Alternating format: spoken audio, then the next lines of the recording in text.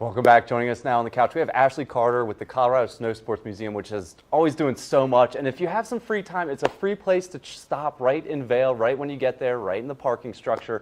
One of the gems of the valley, and there's so much going on. Ashley, thanks for joining us. Of course, I'm glad to be here. Yeah, when you asked how I was doing this morning, I was like, we're talking snow. I'm doing great. I know. It's like I'm not quite ready yet, but like exciting things ahead for sure. Yeah, and obviously here we get like first winter, second winter, fifth summer, second fall, so we're kind of in that weird phase right now. But the Snow Sports Museum has some exciting stuff coming up with that Hall of Fame, 5 new members being inducted. Tell us a little bit about it. So talk about celebrating snow things, that's what we're doing.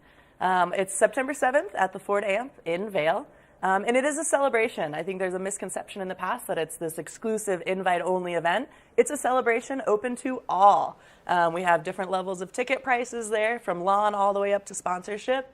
But yeah, we have 5 inductees into the Hall of Fame, plus annual awards. So college athletes, you know, the Competitor of the Year, Lifetime Achievement Awards, all of it. Love it, love it. And it's everything from athletes to people that have just pushed the sport forward all over the state. But I know Lindsey Vaughn's going to be there. Lindsey Vaughn's going to be there. Lindsey Vaughn's getting inducted, and she will be there to celebrate. That's a pretty big one. And Ross Anderson is a fascinating one. He's a Native American that has the fastest record speed ever for a man at over 154 miles per hour. It's pretty insane. Insanity, insanity. And then you got Bjorn, John McBride.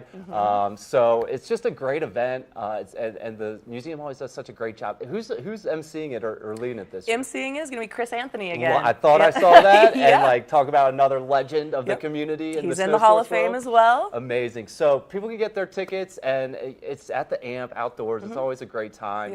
Whether you know these people or not, it's kind of really a celebration of our snow sports, right? Well, our mission at the museum is to share stories that educate and inspire other people to seek adventure. And what better way than to see the athletes, the pioneers, the sport builders that are part of it. I love that. So there's so much in that museum. I was actually in there a couple months ago to check out the James Bond snowboard, the snowboard that was in a James Bond film. So there's so much history and cool stuff in there. Absolutely. Love that one. I understand the 10th Mountain Division has some new letters home in there. Yeah, so what we did, we had some framed letters. We took it and made it totally digital. So you can look up the entire roster of 10th Mountain soldiers. So any descendants can look it up. And anything that we have from those soldiers has been digitized. You can see photos of them, photos of their letters, all sorts of things. And we'll be able to update that as we get more things from descendants, so that it makes it more real. You get to see the personal stories of the soldiers. So cool. And for those that don't know, the 10th Mountain Division helped kind of discover and get Vail off the ground. They trained there at Camp Hale during the war. So just fascinating history that we have right here. Absolutely. Fascinating history. And I understand Michaela Schifrin also dropped off something for you guys, an interesting one to display. Yeah, so we had previously one of her globes because it had a crack in it and she got a new one. Well, she was doing something in her car and one of her globes rolled off and the base broke. And she said, if you can find a way to display it, it's all yours. So Chris Anthony said, no problem. We'll make sure that happens. Yeah. So we have another one of her crystal globes in our display. Yeah, if you ever see Michaela Schifrin, she's always got tons of gear and baggage. So totally understand how that bag might have slipped every now and then. But there's also some other Michaela Schifrin stuff in there, yeah, right? we've got one of the skis when we did the big celebration when she came back after breaking the record, right? And we did that big thing in the Solaris Plaza. One of the skis that says greatest of all time. She signed, you know, the hats. We've got some pretty cool things in there. And that's in our Olympic case that's got things from everyone else, including Lindsey Vaughn's got some stuff in there. Love that. Another one I love. I don't know if it's still up, but it kind of is a visual representation of how the gear has kind of changed over the years. Kind of, not necessarily the gear, but the looks, right? It's 100 years of ski fashion from 1915 to 2015. One of my favorite videos, one of my favorite pieces in that museum. I mean, the museum's, it's not very big, right, Ashley? But it packs so much in there. Absolutely. So much in there. What are some of the things you really like in there? I love the fashion video. I think that's super, super cool. And then speaking of Hall of Fame, our Hall of Fame exhibit is actually digitized as well. So you can look up everyone that's ever been inducted, which started in 1977 was our first class. Wow. So we have over 250 members.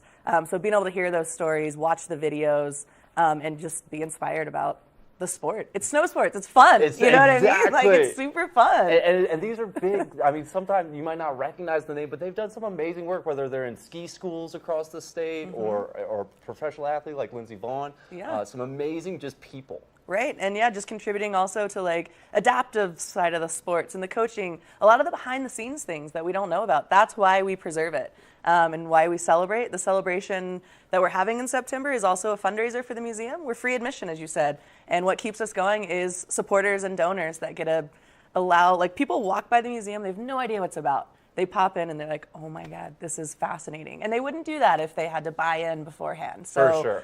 Anything we can do to support the museum, to keep those stories out there is what we're going for. Yeah, and again, it's right there in the Vail Village parking structure. You walk right past it usually if you park there and you're going into the village. So definitely stop in. And there's always some new stuff in there. So even if you've been, it's always worth stopping in.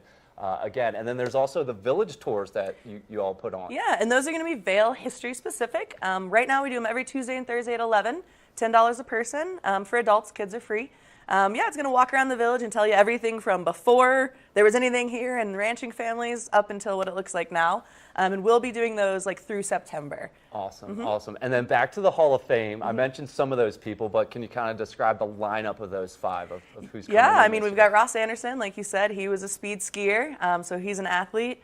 We've also got, now that you asked me, we've got, we've got Borgen. He's going to be a sport builder in there. John McBride was a coach. A lot of people know him as John O around here. Right. He's known in there for a sport builder. Sigurd Rockney is from Breckenridge. He's a pioneer. He's going to be celebrating with us there like a month before his 92nd birthday. Love that. Love that. And the ones I've been lucky enough to attend in the past, people got like the cutouts of the heads of these people. And absolutely. it's just like such a kind of like, it's just a cool thing to be a part of and to witness. And how lucky are we that the Colorado Snow Sports Museum is right here in Vail. Yep. And there will be a lot of Hall of Fame members walking around that'll be attending. So in that first cocktail hour, you got a chance to meet some pretty cool people. That's it. And we're still, a couple months away here from actually getting on snow. So this is kind of like a great way to get excited about it. Get you amped, get excited about it. Get ready to get going. What else is happening? Anything new or what else is coming up before we get on snow? Well, we've got a couple more. We host yoga at the museum, one day a week. Right now we do it Thursday mornings. I think we're doing that through September 12th. Is that in the museum? So if it's a small enough group and it's nice, we do it outside. Obviously in the winter, inside. Yeah. Inside or outside, depending on who shows up. Just local instructors. How 15 bucks, walk in. 10 goes to the instructor, 5 to the museum. Keep Love it going. Love Super fun. Yeah, and then I talk about, like, I know it's free to go in, but there's obviously that donations box, and every time I go in, I'm like, this was worth it. I've got to give something back, and that's how it really runs, so it's cool.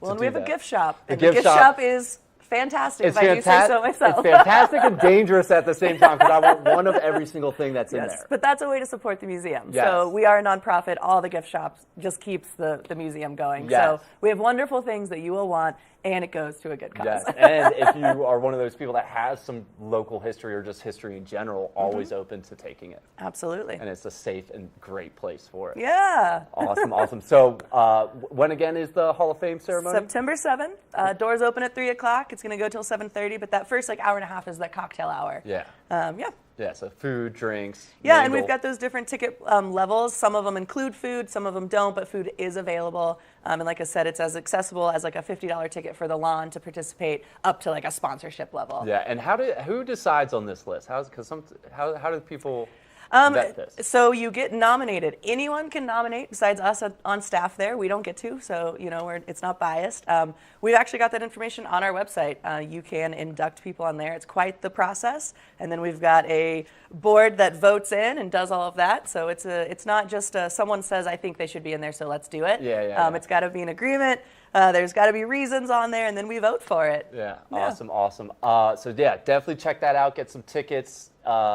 Tickets available kind of through the next couple of weeks too. Yeah, absolutely. We'll even you can walk up. We'd love to know you're coming ahead of time. It'll be easier for you as well. But if you have not gotten a ticket in a day of, you're like, I want to be there. Show up. You're in. Love that. Yeah. Ashley, thank you so much for joining us. This has my heart so full talking about snow sports. Anything else I should ask you? Anything else people should know?